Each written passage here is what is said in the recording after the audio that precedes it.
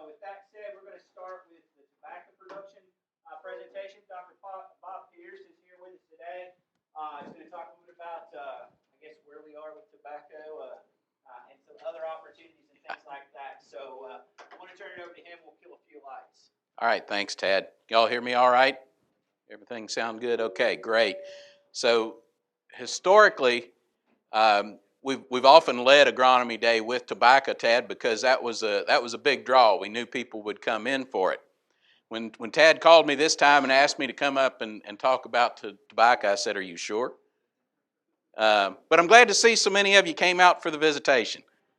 So it's pretty rough times that we're dealing with in tobacco right now. But I'll talk a little bit about that, and then I'll also talk about an opportunity that may be coming about for tobacco, maybe some tobacco growers to consider. Now, this is not going to replace burley or anything like that, but it may be an opportunity for some growers that want to keep in tobacco business a little bit.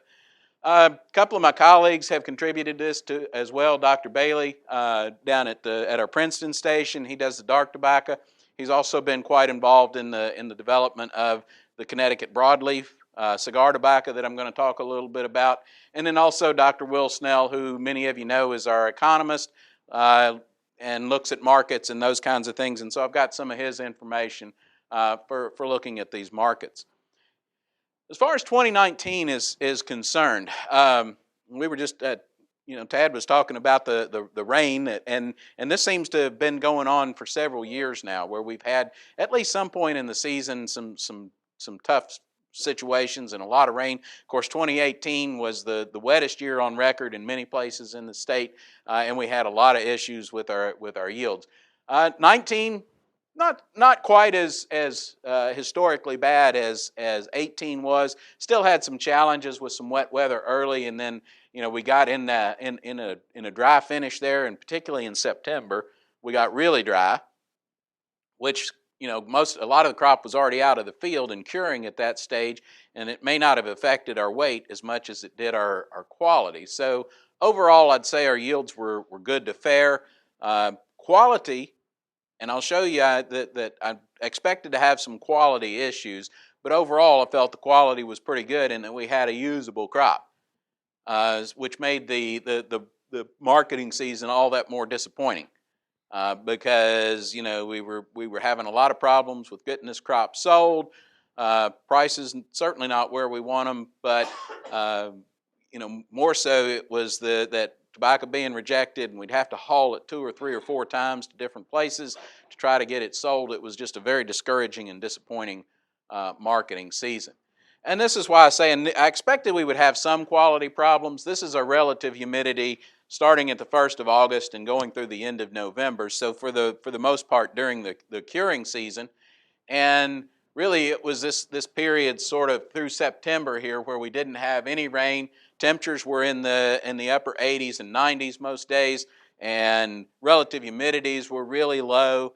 And we know that that's a recipe for tobacco to dry too fast. It's going to dry on the bright side. It's going to be kind of bright and yellow streaky and those kinds of things. And that's what we knew there would be some problems. I still feel like that we had a usable crop.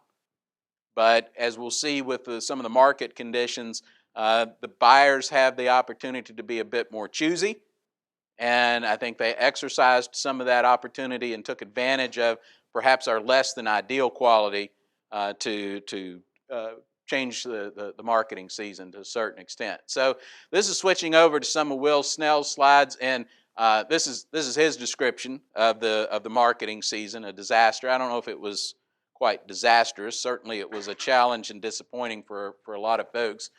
But as I said, we've had quality issues. I suspect maybe that some of the companies had overcontracted, and so there was more tobacco out there than what they initially came to need. And some of that is because of what's going on with import and export, which we'll talk a little bit about. So this is what Will calls the cold hard facts of burley marketing. The primary use for burley tobacco has been and probably will continue to be for some time. The primary use of that goes into making what's called an American blended cigarette. which is about 60-some% flue-cured tobacco, about 30-some% burley, and then the rest are some other types, oriental types, that give it various flavors and those types of things. And so that's where the bulk of our tobacco has gone, the bulk of our burley tobacco has gone for many years, is to that American blended cigarette. And even after we started, smoking began to decline in the U.S., smoking was still going up in other places. And the American blended cigarette was sort of the standard that people aspired to. So as nations became wealthier and people got disposable income, they would go and purchase American blended cigarettes. And so even though we were starting to decline in the U.S. and many other places in the world, the consumption of blended cigarettes was continuing to go up as people switched to that. Well, probably now 10 plus years ago, that American blended cigarette market peaked. Right, and now it's coming down in a lot of places in the world. Even China, which had continued to go up until just a few years ago in terms of consumption, is now going the other way. So just about every country in the world's on a downward swing when it comes to the consumption of cigarettes. So globally, that American blended cigarette sales are going down about 2 to 3% a year, declining. And this chart over here shows the numbers of billions of pieces, that's billions of cigarettes that were being produced from 2014 to 2019. And there's a difference there between 2014 and 2019 of about 180 billion cigarettes. 180 billion less cigarettes being consumed now than there were 5 years ago. Did a little back of the envelope calculation. If we assume 30% burley tobacco in all of those cigarettes, that's about 80 million pounds of burley tobacco, less burley tobacco that's needed now than was needed 5 years ago. So obviously that puts pressure on the market, and as we'll see from our export numbers, our export numbers are way off, and this is part of the reason. The reasons that these are going down is, health reasons. People are switching to alternative products like vaping. And in some parts of the world now, there's another product called heat not burn, which you don't actually light the cigarette. It just heats up the tobacco and releases the flavors and the nicotine and those types of things. And people are switching to that, which it has much less tobacco in it and probably little or no burley in there. So those are all reasons for these numbers coming down. In the U.S., our domestic market is declining by almost double what the world market is, going down by 5 to 6%. And again, a lot of that is people switching to alternative products. The price differential between U.S. and foreign burley is increasing. So the difference between what it costs for companies to purchase our burley is going up. And we think, well, how's that happening? Because our price is not going up.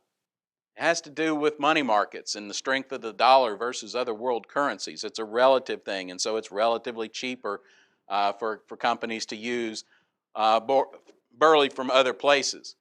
And then also the premium that a company is willing to pay to have a quality U.S. burley tobacco is going down. They have figured out, and consumers have figured out, that we can use less expensive burleys and still have a product that will sell. And so that's where we're kind of at this point. So all that comes down to say the world needs, less U.S. burley tobacco. If you look at our exports, you go back to a couple of more years beyond this, back to 2004 when we had the buyout and our prices came down, our exports jumped up at that point. So we had a few years where we increased exports immediately after the buyout, but then you can see 4 or 5 years later we're coming back down as these price markets are working against us. The money market started kind of working against us on the price of things, and you can see now to 2019 we're down to estimated less than 50 million pounds of burley tobacco exported. Okay, and unfortunately for this area, one of the main places that purchases burley for export is just up the road a little bit. All right, and that's why that market is weak right now, is because of some of these factors in the world market. The other thing that is impacting us too is that not only is it impacting our exports, but when it comes to our share of the domestic market with the U.S. barley, again, because of some of these price differentials, companies that are producing products here in the U.S., domestic manufacturers, are bringing in imported tobacco and incorporating that into domestic products. These would be the discount brands and some of those types of things that are out there. And so even though our market has been declining by 5 to 6% per year, and you see that U.S. cigarette production over the last decade or so collectively has decreased by about 30%, we do not see a similar downward trend in imported tobacco. And imports now make up at least half to perhaps as much as 2/3 of the use of burley tobacco by U.S. cigarette manufacturers for products produced and sold in the U.S. So these are the market conditions that we're dealing with. And again, the bars represent our exports, which those are the numbers we just looked at. The green line is the domestic use, and you can see both of those bars are getting smaller, and then this line sort of represents our production. And for a few years there, again, right after the buyout, we had some surplus stocks that we were using up, so the use was actually more than our production, but that was using up some tobacco that was stored in the pool. And then we went along for several years there. We've been fairly consistent with production being pretty close to use. In the last several years, you can see that production has been above what the usage has been. Law of supply and demand, right? If you have more supply than you have demand, going to put downward pressure on the prices. And so that's what we're seeing in the marketplace. Downward pressure on the prices and this selectivity of choosing the crop. So one of the things that we're seeing with this market is that if the companies are going to pay the price that they have to pay for U.S. barley, they don't want average U.S. barley. They want the highest quality. And so when we have a challenge for our quality like we did this year, they're going to ding us on it. And that's exactly what has happened to us. That's the market that we're currently in. So some simple economics for considering barley growers. If you look at, these are our average prices. Again, prices came down immediately after the buyout. Then we started kind of trending back up. We got back up to about where we were at the time of the buyout, and then we've leveled off. This is the price paid for a product. What's happened to H2A labor costs in the same time period? Have they stayed steady? Absolutely not. Has fuel stayed steady? Fertilizer? Chemicals? All of those things are going up. We look at the H2A wage rate over this same time frame. It's gone up by 63%. Chris, I don't think UK salaries have gone up by 63% in that same time frame. In fact, I know they haven't. But H2A wage rates have gone up by 63%. So prices are staying steady. Wage rates are going up. Will has calculated that for each 4 to 5% increase in wage rates, which that's kind of what we've been doing, there's been a dip a time or two, but it's more or less going up 4 or 5% per year. Every time that wage rate increase, we need to grow another 50 to 60 pounds of tobacco per acre to offset just the wage increase. Have we been doing that on our yields? Have our yields been going up by 40, 50 pounds per year? No. Guess I'm not doing my job very well. A lot of it has to do with the weather. And we've had a lot of weather challenges. A year like 2018, I don't care what we do, unless you're just going to put a rain shelter over it to keep out the excess water. We're going to have a hard time producing a yield in a year like that. But our yields are not going up by that, and there's limitations on what we can do with yield. One of the main complaints of some of the new varieties, other than we get to quality complaints, obviously, but one of the other main complaints of some of the new varieties are they're too big. Especially when the workers are out there handling them and the plants are too big. If we make them too big, we got to drop down from 6 stalks per stick to 5, which we lose some labor efficiency in doing that. And so, with a crop that has to be handled by hand, there's only so much we can do. As opposed to something that's mechanical. If I'm driving a combine through a field, I just as soon it be 300 bushel corn, as opposed to 150. Doesn't make that much difference to me. I might have to stop a little more often, but it's not like handling a stick of tobacco that's twice as heavy. So some limitations in what we can do there. So what does it look like? Obviously, I think we're going to see volumes come down again this year. The world market's saying we don't need as much burley. So I think overall, contract volume will come down. I've had growers have told me for 5, 6, 10 years in a row they were going to quit. They were done. I've had more growers this winter than any time ever that have come and they said, it's going to stick this time. We're really done. And we'll see. Some of them may come back, but I do have a feeling we are gonna have some growers get out. We've already had a lot of that. I mean, if you look at these are the ag census numbers, 2007. So this is after. So here was 2002 before the buyout. We had almost 30,000 tobacco growers in the state of Kentucky. Few years post buyout at the 2007 census, we were down to 8,000. Cut about half of those out between 7 and 12. Down to about 4,500, and we lost another 2,000 between 2012 and 2017 census, down to about 2,500. After this year, we'll probably be less than 2,000 tobacco growers, and that's burley and dark tobacco, not just burley. But we'll probably be down to less than 2,000 growers in the state of Kentucky. So it's as the number of growers go down, even though the pounds are going down, those things may offset a little bit. So for individual growers that are still interested in being in the business, contracts may be relatively stable, but don't expect a huge price increase or anything like that. We still got those basic economic things to consider. It's really a fight for survival right now.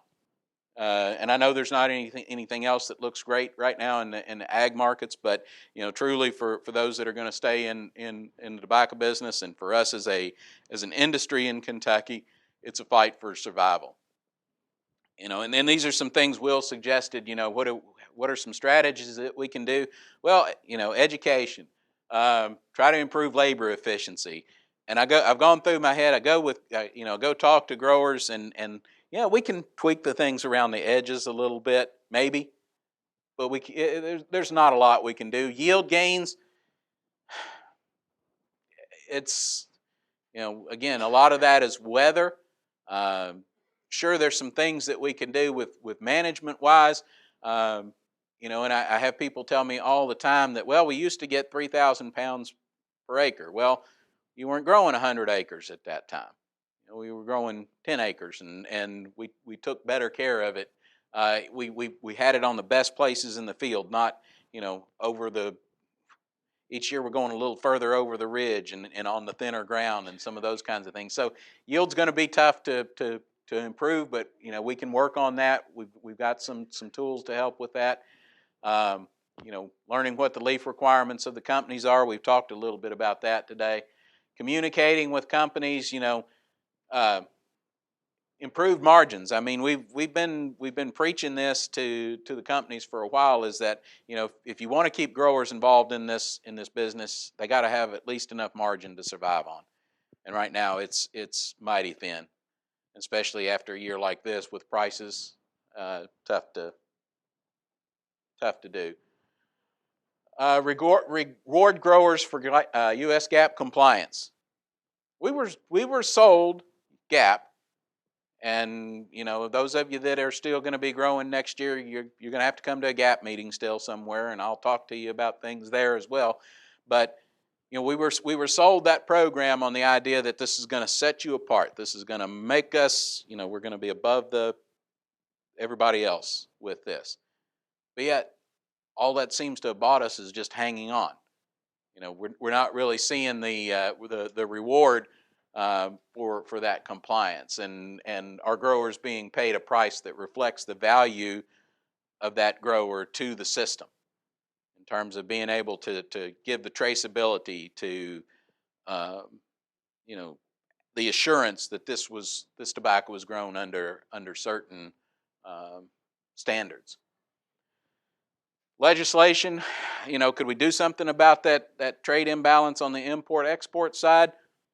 I don't know if we've got the political will to do it, in Washington, but it's certainly something that we could talk about, maybe put pressure on because the import regulations that we're currently operating under were set back at a time when we were producing probably 3 times as many cigarettes in the U.S. as what we are now.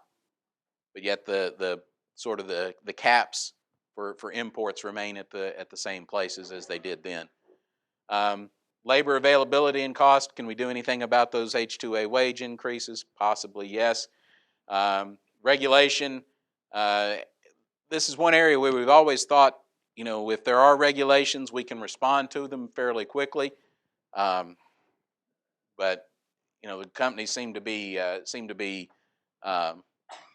working around that. So, for your farm leadership, Council for Burley Tobacco, Farm Bureau, and others, some tough choices and issues to deal with, difficult decisions that need to be made. And, there will be some opportunity. The market will provide opportunities for some, but again, we're going to be getting a smaller number of growers as we move forward. So, with that rosy picture, are there any questions? Any questions about the tobacco market? All right. So hopefully that'll be our down point. From here we'll go up. All right.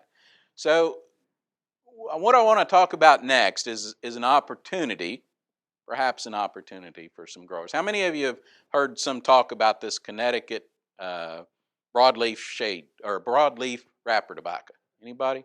Okay. Pardon? Cigar tobacco, also known as cigar tobacco. Okay.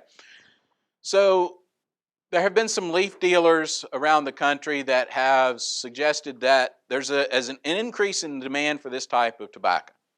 Now, what this is actually used for are rough cut machine made cigars. They're using it for the and these are not your fine handmade, stogies and those kinds of things. These are just a machine made cigar. I kind of think, if I recall right, one of the reasons kind of for maybe the market increase in these things is there's some tax implications. Cigars are taxed differently from cigarettes, and so there's some advantages to people from a tax standpoint in getting into cigars. Also, they've had reduced supply from the traditional areas where this has been produced in Connecticut and Massachusetts. A lot of suburban sprawl into some of those areas. Farmland is disappearing.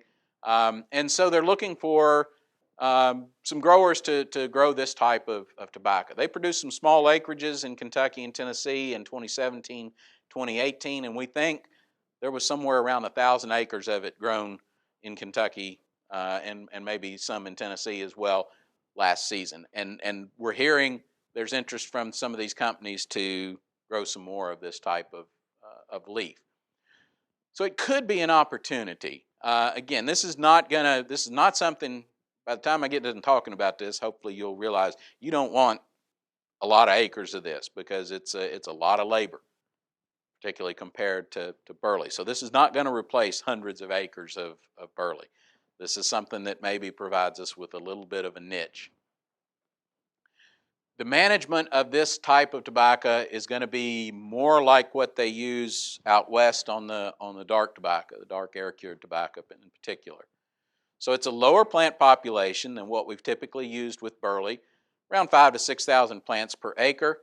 It's going to have to be sprayed fairly often relative to what we've typically done for burley. Topped much lower, about 12 to 14 leaves. You're going to have to apply the sucker control by hand. So we don't want to spray it over because it could cause damage to the leaf. So they want it run down directly down the stalk, which means a hand application of some kind. And we'll talk about how that's done. Going to be cut and wilt before spearing like the dark tobacco is, and typically hung up immediately after the spearing it onto a rail wagon, okay? So you see this price chart right here, right? And if you've grown tobacco, you look at some of those numbers, especially for the number ones and the number twos, and that looks pretty good, compared to $1.50 or maybe $2 for burley tobacco, if we're lucky. Those prices actually don't look too bad, especially if you think, well, I can get some tobacco up in here. But a couple of things to be aware of this when you're comparing it to what we think of with burley. Maximum yield potential on this Connecticut tobacco is probably around 2,000, maybe 2,200 pounds. So it doesn't have the yield potential of burley, and as we'll see, getting that number one wrapper grade can be pretty tough. The wrapper tobacco, to get a wrapper grade on it, especially that number one, it has to be darn near perfect. No holes, no tears, no spots, no frog eye spots, no target spot, no flea beetle holes. Anything like that is going to throw it out of that number one spot. Like for it to be a uniform dark color, but color is not as, they don't want a crude green in it, but even a little bit of greenish cast in this is not the end of it. Because they're going to take this leaf after it's been purchased. This leaf is going to go down into the Caribbean, and it's going to be sweated over a period of several months, which will darken the color. So color is not as important, but it is nice to have a good uniform color on it. The leaves need to be at least 9 inches wide across the widest point. Because what they're looking to see is how many of these little wrappers, these little cigar wrappers, can we get out of each leaf. The more wrappers we can get out of it, the more valuable the leaf is. So that's why they want it to be at least 9 inches wide. Because you can't use the midrib or the stem for the wrapper, so each one of the cuts have to be able to come out of one side or the other of the leaf. So that's why the width is important, and one of the reasons why they're going with a lower plant population, so that we allow those leaves plenty of time to expand. The other thing that they want for a wrapper leaf, as you can imagine, if you're going to wrap that around the product, it needs to have a little bit of stretch and elasticity to it, a little bit of give. So you don't want it to be real brittle. As we'll see, we harvest this immature, maybe as little as 2 weeks after topping time, so that it's still got that stretch and give. And you can kind of see here where they're stretching that leaf out. So the goal for producing this, we have to think in terms of quality is going to be the key to being profitable in this type of tobacco. Right? Total yield is, and I mean, obviously we want to get as high yields as we can, but we really got to think in terms of how much of the wrapper can we actually produce out of this crop, and not just the total yield. In terms of the time frame, this is a really fast growing crop. We grew a little bit of it last year on the research station. Dr. Bailey grew some of it down at Princeton, and one of the things that we learned is that it grows faster than burley tobacco, faster than the dark tobacco that they're used to down in the western part of the state. So transplants were ready about a week earlier in the greenhouse, came up, sprouted, and got up to transplant size pretty quickly relative to what we were used to. Time to topping, once we put it in the field, was about 7 weeks, so a week or two earlier than most of our typical burley varieties. And then, again, I've already talked about the harvest is somewhere between 2 and 3 weeks after topping. So we're talking about a total field season of only about 9 to 10 weeks that this is would be in the field. So theoretically, you could plant it first and then go on and plant the rest of your burley, and you would have all of this harvested and out of the way before burley or dark tobacco would be coming in. If you were going to continue to grow the other types of tobacco as well. And as I said, yield expectations for these varieties that we're bringing in right now are generally pretty low relative to what we might expect for burley. So this is actually a nitrogen trial that Dr. Bailey did down at Princeton with this type of tobacco. And so he had several rates of nitrogen. 75 was the base rate, and then they side dressed on the rest of the amount to give them either 100, 125, 150, 175, 200, or 225 pounds of nitrogen. Okay? And then the height of these bars represent how much yield. The total yield's actually written across the top, and that's in pounds per acre. So you can see, best they did was around that 20. There's one that they're at the highest rate of about 2,300. But, 2,000, 2,200, kind of the expected yield for that. So each one of these bars then represents the different grades of tobacco. So the white down here is the trash, right? That's going to be all the leaves on the bottom. The yellow is the filler, which if you remember back to that price sheet, it's like $1.50, okay? Then we've got the number 2 wrapper, which is that $3 to $4 range. What's missing off there? Don't see any number 1 wrapper, okay? On that particular trial, there was nothing really that was deemed to be number 1. On our plots that we grew, we probably had about a half acre total of this material. I think we could have put all the number 1 wrapper off of all of that half acre would have fit in a shoebox. What was truly number 1 wrapper. Now, for this year, depending upon what company growers were growing with, Lancaster Leaf, which is part of Universal, their contract, I think, was a one-price contract. So they weren't penalizing growers. This was a year to kind of learn and figure out, I think hopefully if you did grow for them, you got some feedback from them as to what those qualities would have been. But I think it was a one-price contract. As we move to contracts that are based on quality, it's going to be very important to try to get those high-quality grades. So at least for us this year, it was a struggle to get the number 1 grades. Some other challenges with this. We've got fairly limited number of varieties right now. Nothing has been bred in this area specifically for growing this type of tobacco. So we're taking varieties that were bred in Connecticut and bringing them down here and trying to grow them. Well, they don't have black shank problems up there. And so we got to be aware of that and think about where we're going to put this crop, because none of these varieties have black shank resistance. So we need to, go make sure we're going into clean fields, into well-rotated fields, and probably still use a significant amount of fungicides to protect it. I know one grower that I work with quite a bit. In fact, we have a black shank trial on his farm.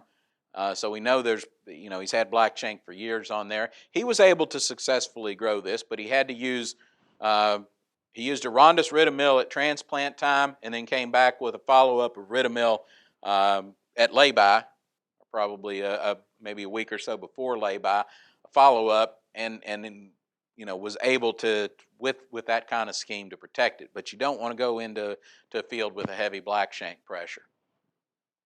As far as for the foliar diseases and the insects, basically you have to get in your mindset that you are going to be spraying something on this crop at least once a week. Might be a fungicide, might be an insecticide, might be a combination of those, but you are going to be spraying something at least once a week on that. You're scouting, but the threshold for damage is 0. We have thresholds in tobacco that we would use for other things, like 5 worms in 50 plants, 10% threshold. We have thresholds for flea beetles. For this crop, the threshold is 0. They're not too worried about, one of the things when we were talking about this and we said, we're spraying that off, and what about residues?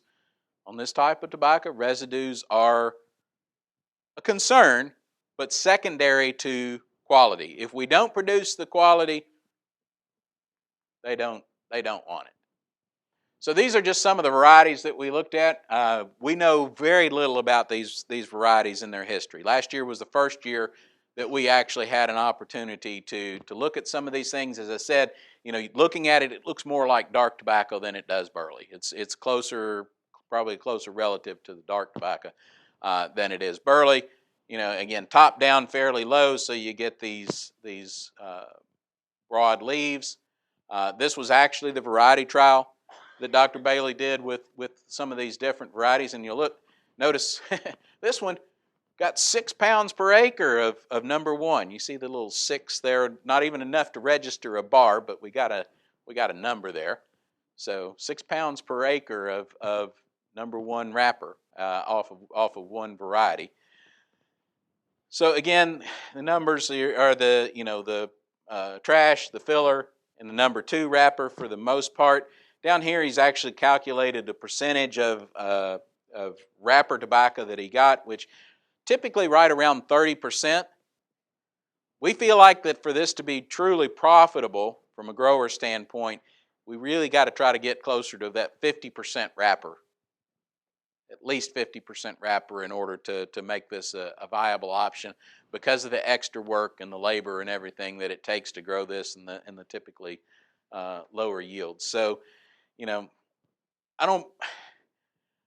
off of just 1 year's data, it's hard to really make a variety recommendation to this point. It's probably going to be more so, if you get a contract with one of these companies, they're going to provide the seed for it, because this is not something that's really quite yet available in the open market. So you may be growing whatever variety that you're provided in a case like this anyway. Another problem with getting the number 1s is if you get these green specks, and so we would see these occasionally in burley as well. This is an immature frog eye problem. So frog eye leaf spot, the green specks, late frog eye coming in, you don't actually see it at harvest, but when it cures down, you're left with these bright green spots, and we're trying to figure out what we need to do as far as, do we need to make a late fungicide application? Normally we wouldn't do that in other types of tobacco, but because of the premium for quality on this, do we make a late fungicide application? What's the impacted nitrogen rate on it? Variety, those types of things are all things that we're trying to address. So this was a fungicide trial that was done. Again, looking at the impact of fungicides. So this was no fungicide was applied at all. You can see somewhat lower yield. Did get 10 pounds of number 1 and about 33% overall wrapper.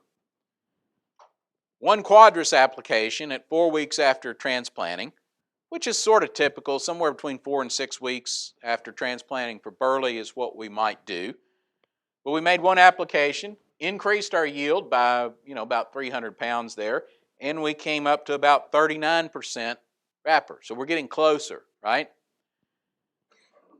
This was a 3-spray fungicide application, Quadris at 4 weeks, Manzate, which we use a lot in the greenhouse. We don't use it a lot in the field for burley because of some of the residue issues, but again, residue's less of an issue here. Quadris, Manzate at 5.5 weeks, and then Quadris again at 7 weeks after transplanting. And again, 7 weeks is almost topping for this crop, right? And then we're gonna harvest it 2 weeks after that. Could we have benefited from another fungicide application, like right after topping? Possibly, based on some of the things that we've seen. But with this Cadillac fungicide treatment, at least Cadillac in this trial, we increased yields again a little bit more, and we increased the wrapper percentage to 42%.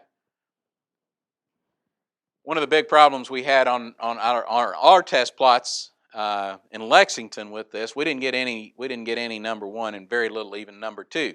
We were stripping it out and sorting through it and looking, and it was looking good until I did this and held it up to the light, and all the light started streaming through the flea beetle holes that were in there. So we had a flea beetle problem late in the season on ours, and we haven't looked at doing any work on this yet, but insecticide applications are also going to be important to try to protect this stuff. In terms of the sucker control applications, as I said, hand application methods, a jug. Boy, this takes me back. I've actually done that when I was younger, before we got a high boy.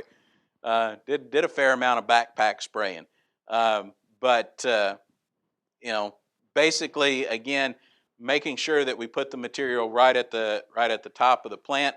For larger acreages, this is what they do down in dark tobacco. You have the high boy, which has the solution, drop lines coming off of it, but basically applying that sucker control material just to the top of that stalk so that it's not spraying all over the leaves, because if we get it on the leaves, there's a chance of bruising or damaging the leaves, and we want to try to avoid doing that.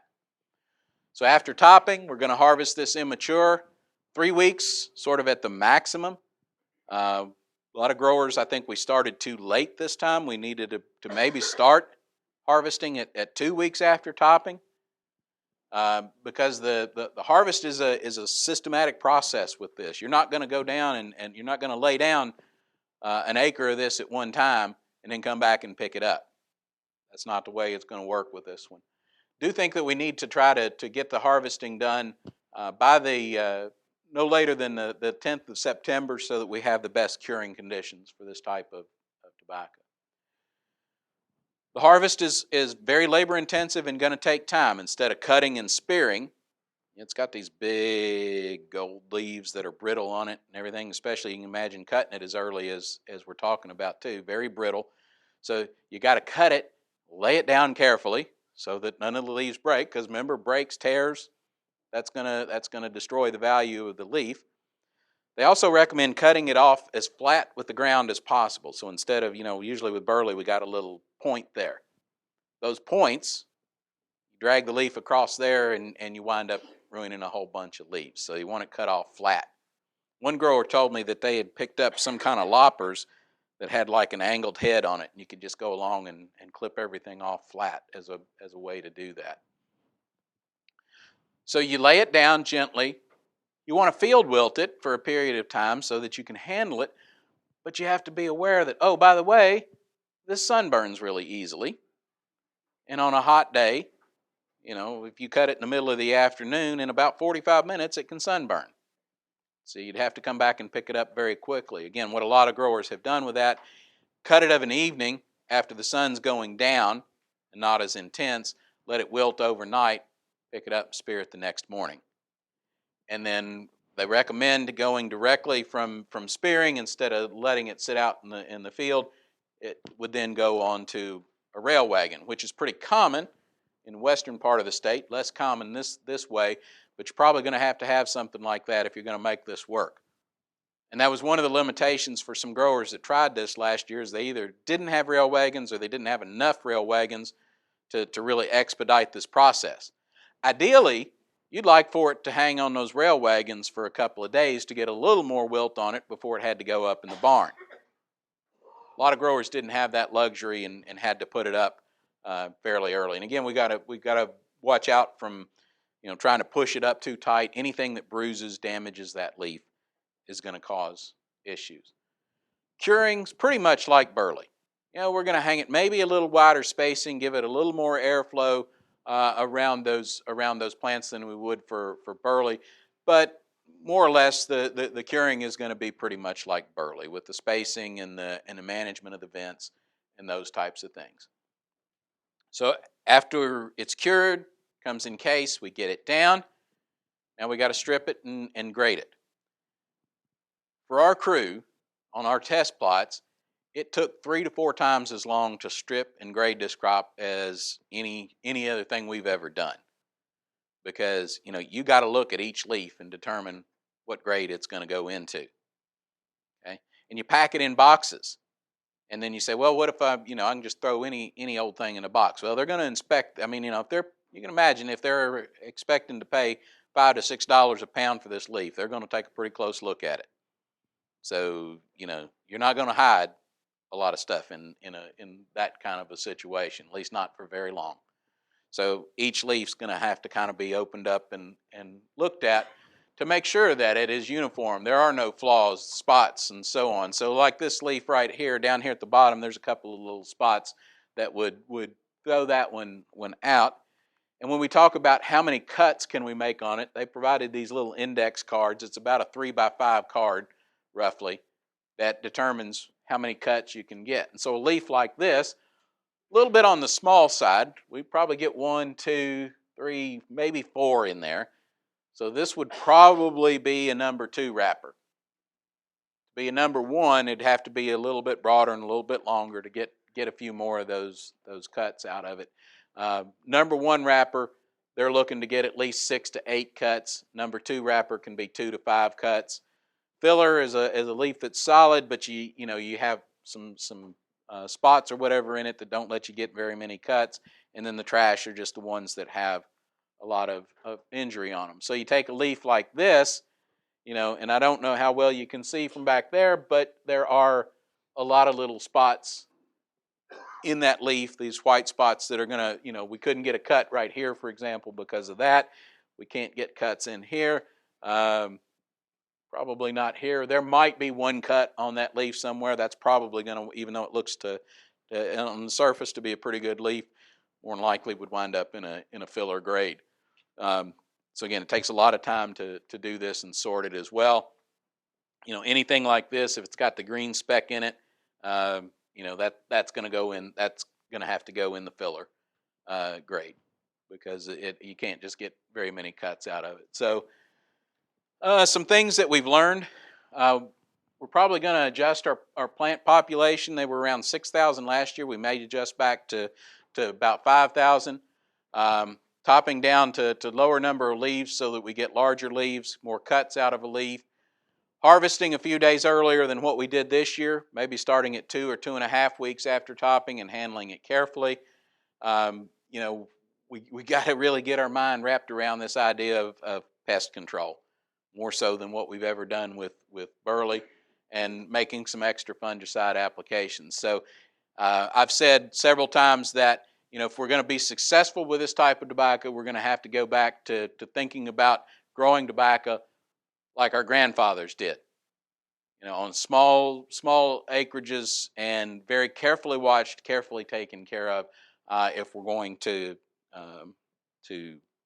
be able to do this.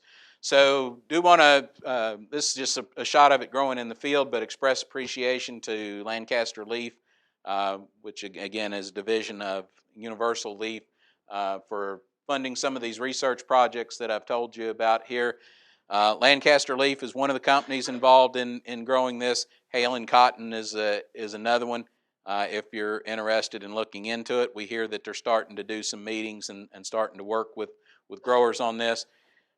Opportunity, but certainly be aware of what you're getting into with this. It's not going to be, going to be a lot of work to do it right and to be able to get the premium prices. So with that, I am done.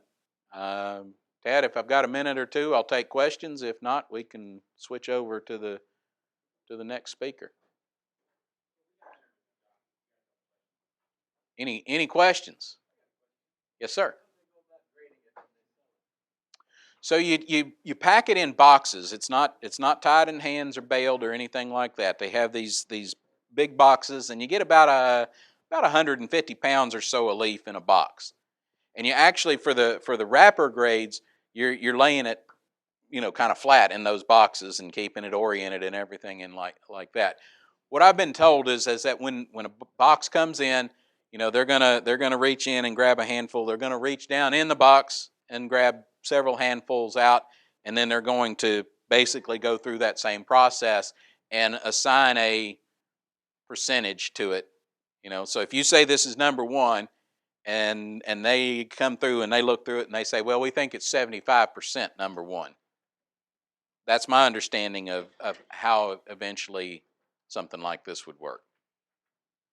But I've not been on the floor when they've been doing it, so I can't say for certainty that that's what's happening. Any other questions? Yes, ma'am.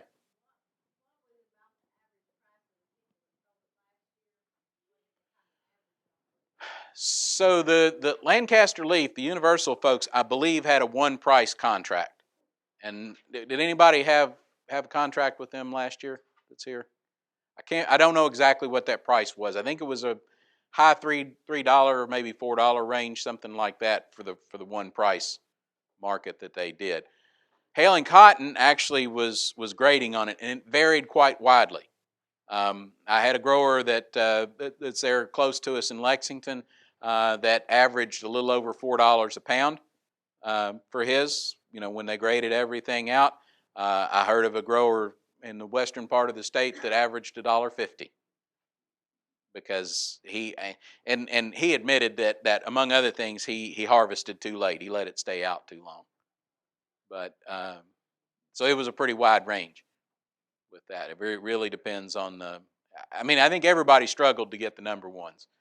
It's a totally different mindset that we've got to wrap our head around in dealing with this. This is a crop that you're going to have to live with on a weekly basis to do well with it and to get the high amount of wrapper.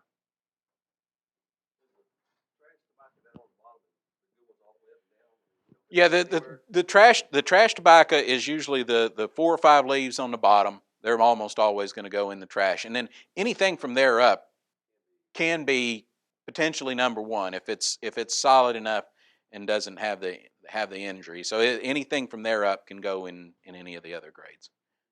Although the ones in the middle, I mean the size, the size limitation and everything, trying to get those 6 to 8 cuts, the bigger, broader leaves are more likely to get you in a number one.